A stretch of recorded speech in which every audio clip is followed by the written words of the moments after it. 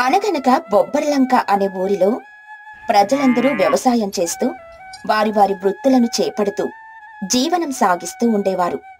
అదే ఊరిలో వెంకయ్య లక్ష్మమ్మ దంపతులు నివాసముండేవారు. వాళ్ళు ఆవుల వ్యాపారం చేస్తూ జీవనం సాగించేవారు.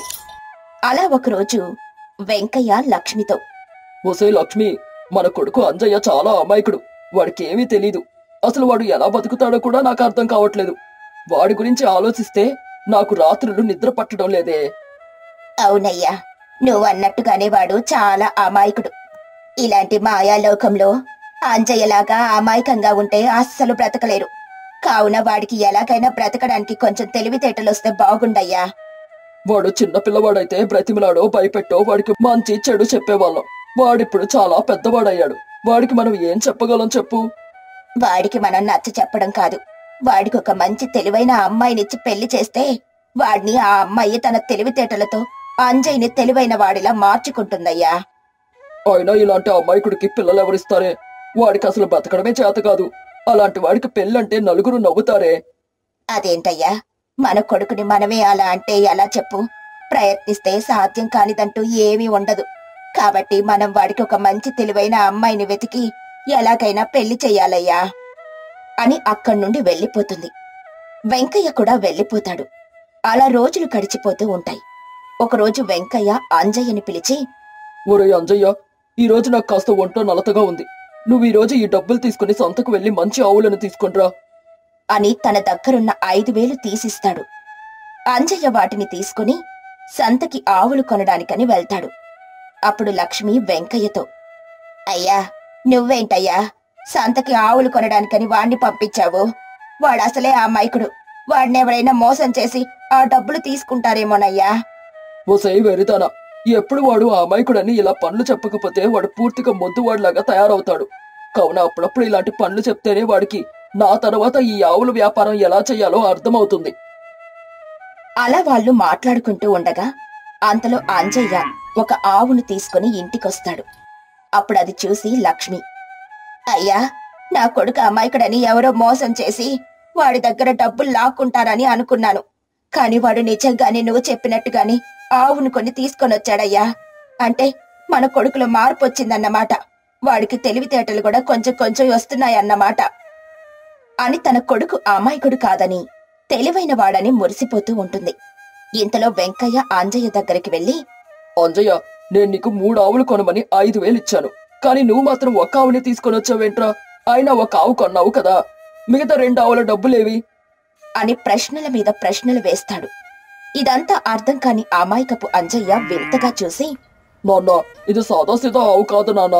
ఈ ఆవు చాలా ప్రత్యేకమైందంట. కావున ఇలాంటి ప్రత్యేకమైన ఆవు మన దగ్గరుంటే బాగుంటుందని నేను ఈ ఒక్క ఆవుని 5,000 ఇచ్చి కొన్నాను అని అమాయకపు ముఖం పెట్టి చెబుతాడు. అప్పుడు వెంకయ్య ఆశ్చర్యంగా, అదేంట్రా, ఈ ఒక్క ఆవే 5,000 అంత ధర పెట్టి కొనడానికి ఈ ఆవులో ఉన్న ప్రత్యేకత ఏంట్రా? మరేం లేదు నాన్న, ఈ ఆవు మనం ఏది చెప్తే అది చెప్తుంది నాన్న. అలాగే ఈ ఆవు మనతో పాటే మనం ఎటు వెళ్తే అదే నడుస్తుంది నాన్న. అందుకే దీనికి అంత ప్రత్యేకత ఉంది కాబట్టి దీనికి 5,000 ఇచ్చి మరీ కొన్నాను. మనం ఏం చెప్తే అది చెప్తుందా? అలాగే మన వెనకే నడుస్తుందా అని కాస్త ఆశ్చర్యంగా అడుగుతాడు. అప్పుడు అంజయ్య ఆవుతో ఇలా మాట్లాడుతాడు, కావాలంటే చూడు నాన్న, నేను అంబా అంటే అది కూడా నాతో పాటు అంబా అని అరుస్తుంది. అలాగే నేను గడ్డి నా చేతిలో పట్టుకుని వెళ్తే అది కూడా నా వెనకే నడుస్తూ వస్తుంది అని ప్రత్యేకంగా కళ్ళకి కట్టినట్టుగా తను ఆవుతో మాట్లాడి చూపిస్తాడు. అప్పుడది చూసి వెంకయ్యకి నవ్వాలో ఏడవాలో అర్థం కాక, ఓరి నా పైకప్పు అంజయ్య, ఆవెక్కడైనా అంబా అని అరుస్తుందిరా. అలాగే ఆవు నువ్వు చేతిలో గడ్డి పట్టుకున్నావు కాబట్టి నీ వెనకే వస్తుంది. అంతేకాని ఇందులో ఈ ఆవు ప్రత్యేకత ఏమిందిరా? ఏమీ లేదు నాన్న. అయితే అమ్మినవాడు నాకు ఇలాగే చెప్పి చూపించి మరి ఆవుని నాకు 5,000 అమ్మాడు నాన్న. అవునరా, ఎవడో నీ అమాయకత్వాన్ని పసిగట్టి నిన్ను వెర్రివాడిని చేసి నీకు ఈ ఆవుని 5,000 ఇచ్చి నిన్ను మోసం చేశాడు. ఆయన నాదే తప్పులే. నీలాంటి అమాయకుడిని ఆవులు కొనడానికి పంపించడం నాదే బుద్ధి తక్కువ. నేను చేసిన తప్పుకి నిన్నని ఏం ప్రయోజనం చెప్పు అని తనని తాను నిందించుకొని కొడుకుని ఏమీ అనకుండా అక్కడి నుండి వెళ్ళిపోతాడు. అప్పుడు అక్కడే ఉన్న లక్ష్మి అంజయ్యతో, ఒరే అంజయ్య, ఈ రోజుకైపోయింది కాని ఇంకెప్పుడు నువ్వు ఆవులు కొనడానికి మాత్రం సంతకు వెళ్ళకరా. ఈ రోజు నీ వల్ల మాకు 5,000 నష్టం రా. ఈ నష్టాన్ని ఎవరు పూడుస్తాడ్రా అని బాధపడుతూ కొడుకుని ఏమీ అనలేక అక్కడి నుండి వెళ్ళిపోతుంది. అంజయ్య కూడా తన అమాయకత్వంతో చేసిన తప్పుకి బాధపడుతూ వెళ్ళిపోతాడు. అలా రోజులు గడిచిపోతూ ఉంటాయి. అలా ఒకరోజు వెంకయ్య లక్ష్మి ఇంట్లో లేని సమయంలో అంజయ్య ఇంట్లో ఉన్నప్పుడు ఓ బిచ్చగాడు వెంకయ్య ఇంటికి వస్తాడు. అప్పుడు అతన్ని చూసిన అంజయ్య, ఎవరండి మీరు? ఇంట్లో మా అమ్మ నాన్న ఎవరూ లేరు. నేనొక్కడే ఉన్నాను. మీకేం కావాలన్నా మా అమ్మ నాన్న వచ్చాక రండి. చూడు బాబు, నేను మీ అమ్మ నాన్న కోసం రాలేదు. నేను అన్నం తిని 3 రోజులైంది. ఈ కావున నాకు కొంచెం అన్నమో లేదో కాస్త డబ్బులో కానీ ఇస్తే వాటిని నేను కడుపు నింపుకుంటాను. అయ్యో పెద్దాయన, ఇంట్లో ఏమీ లేవు. ఇందాకే నేను అన్నం కొంచెం ఉంటే తినేశాను. అలాగే ఇంట్లో చిల్లి గవ్వ కూడా లేదు. నేను నీకు ఏమివ్వగలను అని చాలా అమాయకంగా మాట్లాడతాడు. అప్పుడు అంజయ్య అమాయకత్వం గుర్తించిన బిచ్చగాడు, అయ్యో బాబు, ఇంట్లో ఏం లేకపోతే ఏ? నీ పాకలో చాలా ఆవులున్నాయి కదా, అందులో ఒక ఆవును నాకు ఇచ్చేయవచ్చు కదా.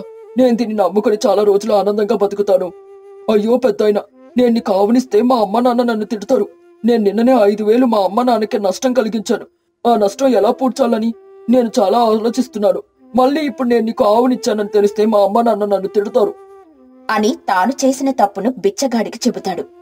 బిచ్చగాడు కాస్త తెలివిగా ఆలోచించి, చూడు బాబు, మాలాంటి బిచ్చగాలికి ధర్మం చేస్తే మీకు చాలా పుణ్యం వస్తుంది.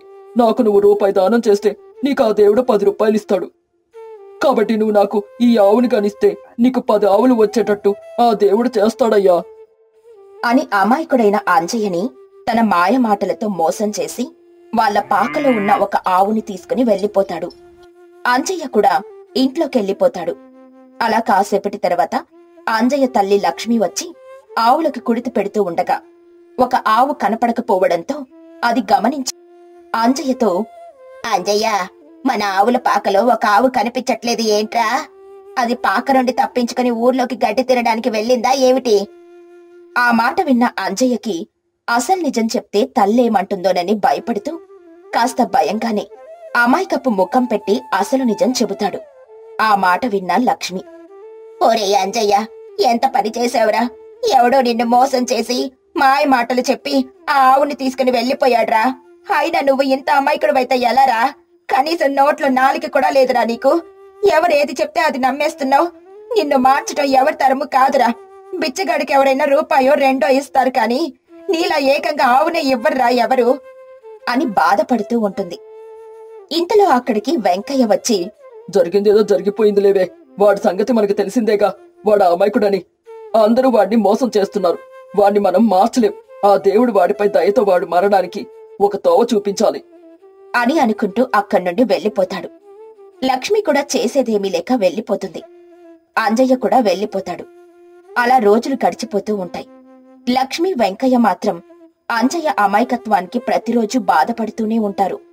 అలా ఒకరోజు దేవుడు కరుణించినట్టుగా ఆ ఊర్లో ఉండే సుబ్బారావు వెంకయ్య దగ్గరకొచ్చి, వెంకయ్య, నా కూతురు అపూర్వ నీ కొడుకు అంజయ్యని ఇష్టపడుతుందట. పెళ్లి చేసుకుంటే నీ కొడుకునే చేసుకుంటానని చెబుతుంది. ఆ మాట విన్న పొరుగింటి పార్వతమ్మ పకపక నవ్వుతూ, ఏంటి సుబ్బారావు, నీ కూతురికేమైనా పిచ్చి పట్టిందా ఏంటి? అది చాలా తెలివైంది. ఈ ఊర్లోనే దానంతటి తెలివైన వాళ్ళు ఎవ్వరూ లేరు. అలాంటిది దానికి పెళ్లి చేసుకోవడానికి మగాడే దొరకలేదా? ఈ అమాయకపు అంజయ్య దొరికాడా ఏంటి? ఇలాంటి అమాయకుడిని పెళ్లి చేసుకుని అది ఏం సుఖపడుతుంది? ఇంతలో ఆ మాటలు విని అపూర్వ అక్కడికొచ్చి, చూడు పార్వతి పిన్ని, అంజయ్యకి ఒక అమాయకత్వం తప్ప ఇంకేమీ లోపాలు లేవు. మనిషి అన్నాక ఎవరికైనా ఏదో ఒక లోపం ఉంటుంది. కాబట్టి అంజయ్య అమాయకుడే అన్న మాటే కాని మనిషి మాత్రం బంగారం, మంచి మనసున్న మనిషి. ఆ మనసుని చూసే నేనితన్ని ఇష్టపడ్డాను అని పార్వతమ్మకి గట్టిగా సమాధానం చెబుతుంది. ఆ మాట విని పార్వతమ్మ సిగ్గుతో తలదించుకొని అక్కడి నుండి వెళ్ళిపోతుంది. అలా వెంకయ్య, లక్ష్మీలు తన కొడుకుని ఇష్టపడ్డ అపూర్వకే అంజయ్యనిచ్చి ఆ ఊర్లోనే తమకి ఉన్నంతలో ఘనంగా వివాహం చేస్తారు. అలా అపూర్వ తన తెలివితేటలను ఉపయోగించి అంజయ్యను తెలివైన వాడిగా మార్చుతుంది. అలా అంజయ్య అపూర్వని పెళ్లి చేసుకోవడం వల్ల తెలివైన వాడిగా మారి వాళ్ళ నాన్న తదనంతరం వాళ్ళ జీవనాధారమైన ఆవుల వ్యాపారం చేస్తూ హాయిగా జీవనం సాగిస్తాడు.